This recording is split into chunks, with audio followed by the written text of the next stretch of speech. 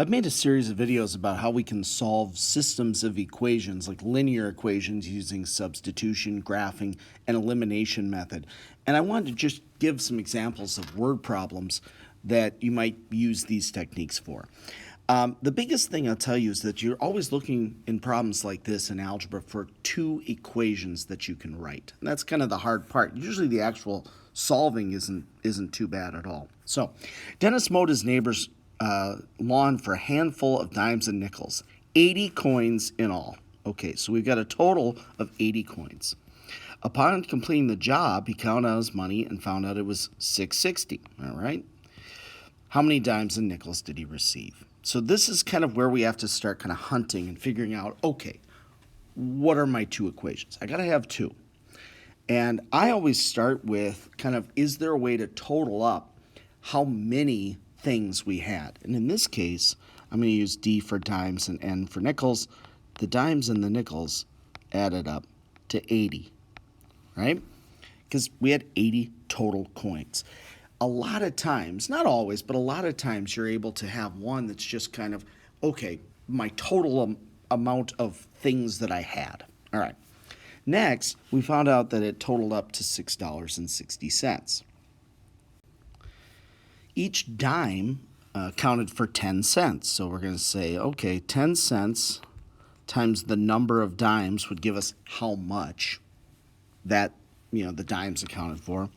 And 5 cents for each nickel, and that totaled $6.60, right? If I took the number of dimes, multiplied it by 0.1, if I took the amount of nickels, multiplied it by 0.05, 5 cents, I would add up to $6.60.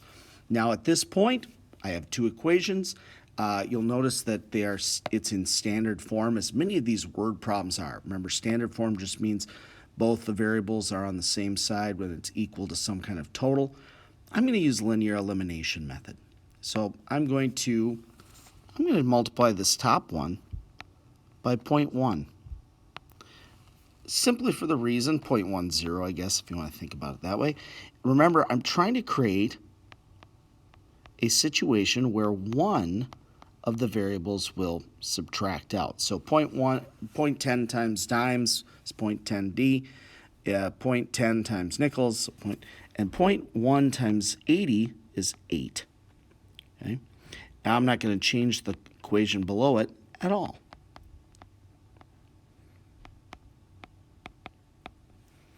Now I am going to subtract.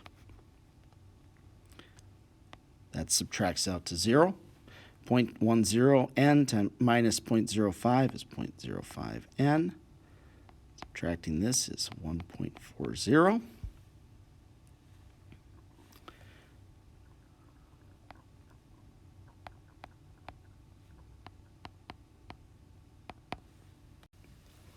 And that is 28.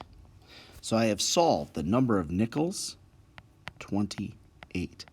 Now remember, it's asked us for both. How many nickels, how many dimes? Well, this should be easy enough to find because I'm going to use that top equation. The number of dimes and the number of nickels add up to 80. So I should be able to just do 80 minus the 28, which is 52. That's my number of dimes. So there we are. We've answered the question using linear elimination. Let's do another example. On Monday, Joe bought 10 cups of coffee and 5 donuts for his office. It costs $16.50. Turns out the donuts were more popular than the coffee, so on Tuesday he bought 5 cups of coffee and 10 donuts for a total of $14.25. How much was each cup of coffee? Okay, so we've got, again, two kind of situations. We've got 10 cups of coffee and 5 donuts that cost $16.50. And then we've got 5 cups of coffee and 10 donuts that cost $14.25. And we're trying to figure out the cost. So let's write our two equations. We're going to use C for coffee and D for donuts. So 10 cups of coffee and 5 donuts cost $16.50. 5 cups of coffee and 10 donuts plus 1425.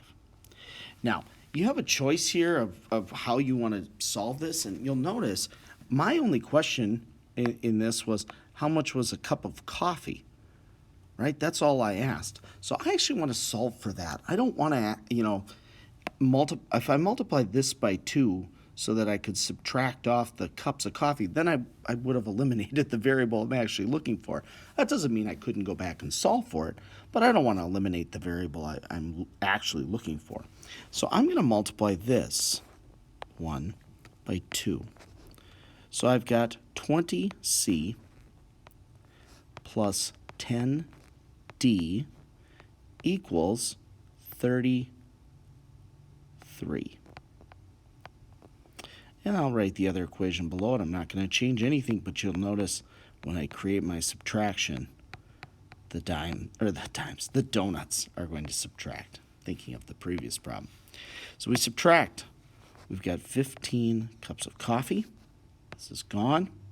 Equals 1875. Divide both sides by 15. Type that in your calculator, you get 125. That is the cost of 1 cup of coffee. And we could figure out how much the donuts were, but that wasn't part of the question. We could certainly plug in the amount and then work backwards to get that. Let's do another example. Angela saw 12 movies in the last month. Matinees cost $6, and movies after 5, so night movies, cost $8. She spent $86 on tickets. How many matinees did she see? So we have 12 total movies that we saw. And matinees were 6, these were 8, and they totaled 86. Okay. Again, sometimes the hardest one to come up with, I think the first equation most people would see here is, a $6 matinee and a $8, I'm going to use just N for a night movie, was $86 total. I think a lot of times that's the one people see right away, the $6 matinee, the $8 night total up. The harder one to see is that the total amount of movies she saw was 12. Always look to see if there isn't one like that where you just could say, well, she saw 12 movies, matinee and night total should be 12. I'm looking for how many matinees she saw. So once again, the temptation is usually to just multiply maybe the bottom by 6 so you can subtract off the variable. But I would like to keep matinees in this because that's the variable I'm actually being asked to find. So instead, I'm going to multiply the bottom equation by 8. You'll see why, I think, in a second. Top one I'm just going to rewrite, not going to change a thing. Bottom one, 8m plus 8n equals 96. So now when you subtract, you see that you get negative 2m, and the night movies go away, which is what we wanted. We didn't need to solve for that. We were solving for matinees. This is negative 10. Divide both sides by negative 2. Matinee is equal to 5. Again, easy enough to figure out how many night movies she saw then because matinees and night added up to 12, so easy enough. Okay, she saw 7 movies at night, but we were only asked for matinees. All right, last example. An exam worth 145 points contains 50 questions. Okay, so let me kind of highlight this. We have a couple pieces of information. 145 points, 50 questions. Some of the questions are worth 2, some are worth 5. How many 2-point questions are on the test? Okay. I'm going to use T for 2-point questions and F for 5-point questions. So the total number of questions was 50. I'm going to write that down right away. The 2-point questions and the 5-point questions, there were 50 total questions. Now, the 2-point questions were worth 2 points. So 2 times the number of those, and 5 times the number of 5-point questions gave us 145 points.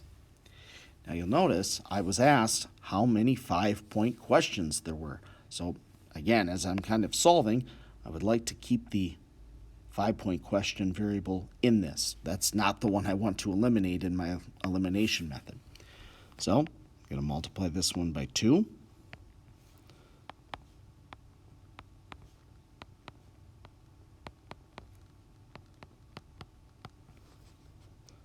I'm not going to change the bottom one at all.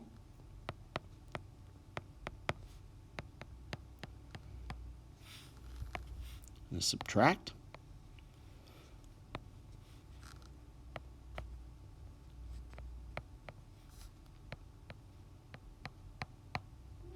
Divide by -3. And that means there were 15 5-point questions. Again, could easily go back and say if there were 15 here, there were 35 2-point questions because they have to add up to 50. So, some word problems. Look for the 2 equations. That's the hardest part. The actual mechanics of solving, we've gone through in other videos. I'll link here at the end. If this video helped you, please like and subscribe for more math help.